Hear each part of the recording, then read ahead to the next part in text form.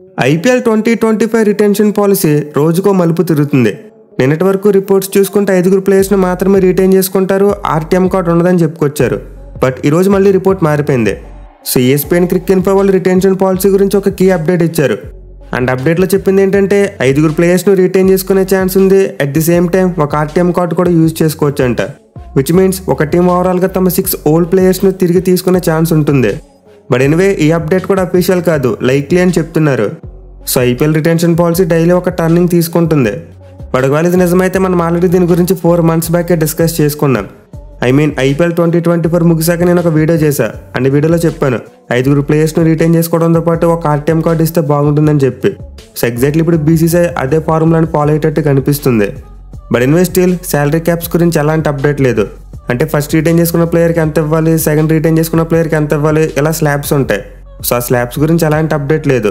అలాగే Indian players ఎంతమంది ఉండాలి, ఓవర్సీస్ ప్లేయర్స్ ఎంతమంది ఉండాలి అనే దాని మీద కూడా క్లారిటీ లేదు. ఈవెన్ క్యాప్టెన్ అండ్ అన్క్యాప్టెన్ ప్లేయర్స్ గురించి కూడా ఎలాంటి అప్డేట్ లేదు.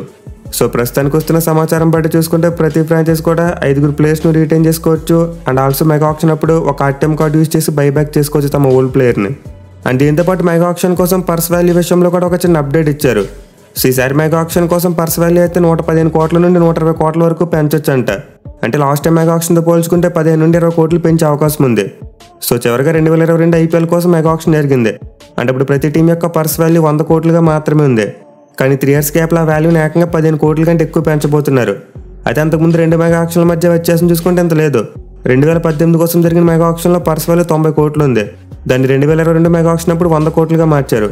బట్ ఇప్పుడు ఆల్మోస్ట్ పర్స్ వాల్యూను 120 crores వరకు పెంచే అవకాశాలు కనిపిస్తున్నాయి. సో ప్రస్తుతానికి అయితే రిటెన్షన్ పాలసీ గురించి వచ్చిన బిగ్గెస్ట్ అప్డేట్ ఇదే.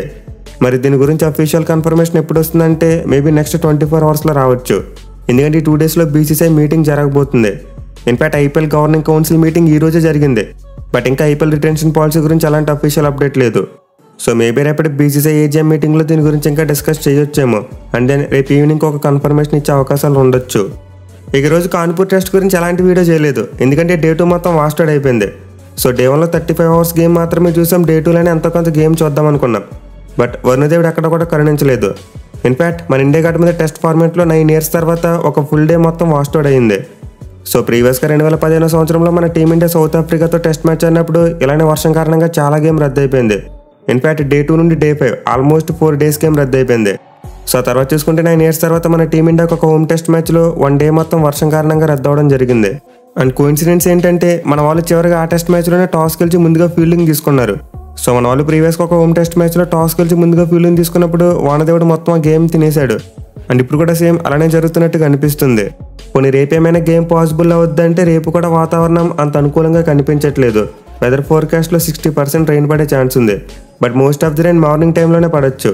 ఇన్ఫాక్ట్ ఈరోజు కూడా ఎక్కువగా రెయిన్ మార్నింగ్ టైంలోనే పడింది. బట్ కాన్పూర్ యొక్క గ్రౌండ్ ఫెసిలిటీస్ సరిగ్గా లేవు. దీనివల్ల గ్రౌండ్ని త్వరగా డ్రై చేయలేకపోతున్నారు. సో ఈరోజు మ్యాచ్ టైమింగ్స్లో వర్షం పడింది తక్కువే, కానీ వెట్ అవుట్ ఫీల్డ్ కారణంగా గేమ్ని కంటిన్యూ చేయలేకపోయారు. మెయిన్లీ కవర్స్ మీద చాలా వాటర్ పెరిగిపోయింది. అండ్ వాటిని తీయడానికి 3 సూపర్స్ని యూజ్ చేసిన ఎలాంటి ఫలితం లేదు. సో మనం రీసెంట్గా న్యూజిలాండ్ మరియు ఆఫ్ఘనిస్తాన్ మధ్య జరగాల్సిన టెస్ట్ మ్యాచ్లు కూడా అలాంటిది చూసాం. అక్కడ కూడా నోయిడా గ్రౌండ్లో వర్షం ఆగిపోయినా సరే గ్రౌండ్ రెడీ చేయలేకపోయారు. దీంతో మొత్తం 5 days గేమ్ రద్దు అయిపోయింది. సో ఇక్కడ కాన్పూర్లో కూడా similar kind of situation. Ground యొక్క డ్రైనేజ్ సిస్టమ్ అస్సలు బాగోకపోవడంతో రెయిన్ వాటర్ బయటికి వెళ్ళట్లేదు. దీంతో అవుట్ఫీల్డ్లో వాటర్ పెరిగిపోయి గ్రౌండ్ రెడీ చేయలేకపోతున్నారు. సో నాకు తెలిసి మోస్ట్లీ డే 3లో కూడా పెద్దగా గేమ్ పాసిబుల్ కాకపోవచ్చు. అండ్ ఏదైనా జరిగితే మోస్ట్ లైక్లీ టెస్ట్ మ్యాచ్ డ్రాగానే ముగుస్తుంది. ఎందుకంటే గేమ్ జరగట్లేదు, అలాగే ఎండ కూడా కాయట్లేదు. దీంతో పిచ్లో ఎలాంటి మార్పు ఉండదు. డే 1లో ఎలాగైతే బ్యాటింగ్ అనుకూలించిందో డే 3 అండ్ డే 4లో కూడా అలాగే జరగవచ్చు. సో వరుణదేవుడు గట్టిగా కరుణించి నెక్స్ట్ 3 days గేమ్ ఫుల్గా జరిగితే తప్ప మనమైతే ఈ మ్యాచ్లో ఫలితం చూడలేకపోవచ్చు.